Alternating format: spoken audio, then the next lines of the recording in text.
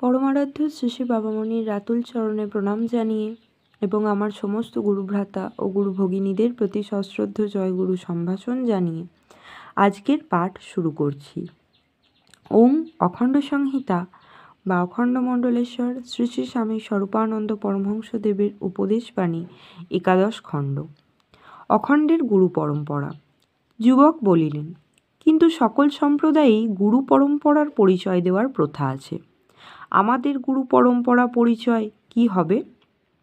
শ্রী শ্রী বাবামণি বলিলেন, তোমাদের গুরু পরম্পরা পরিচয় হবে পরব্রহ্ম, অখণ্ড নাম স্বরূপানন্দ। এর মাঝখানে আর অন্য কোনো পরিচয়ের তোমাদের পথ নেই। যুবক বলিলেন, আপনার সম্পর্কে কেউ কেউ বলেন আপনি স্বয়ং সন্ত, নিজ স্বভাবেই পরমহংস। কেউ কেউ বলেন আপনার অনেকজন গুরু। আমাদের কেউ কিছু জিজ্ঞাসা করলে আমরা সঠিক জবাব দিতে পারি না, তাতে লজ্জিত হতে হয়।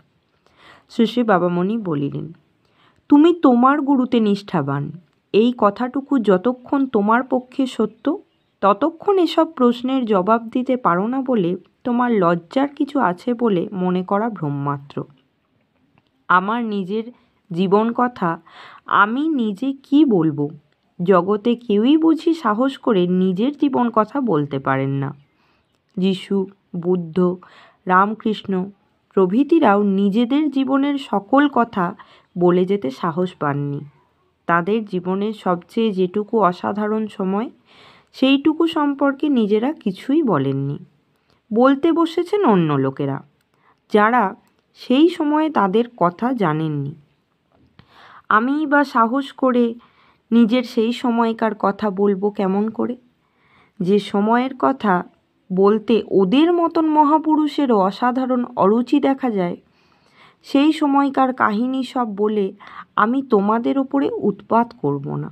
তবে হ্যাঁ, আমার অনেক গুরুর কথা বলেছ তো, সে কথাও সত্য। আমার অনেক গুরু বলেই তোমাদের গুরু পরম্পরা পরিচয়ের মাঝখানে এরা কেউ আসবেন না। জয় গুরু।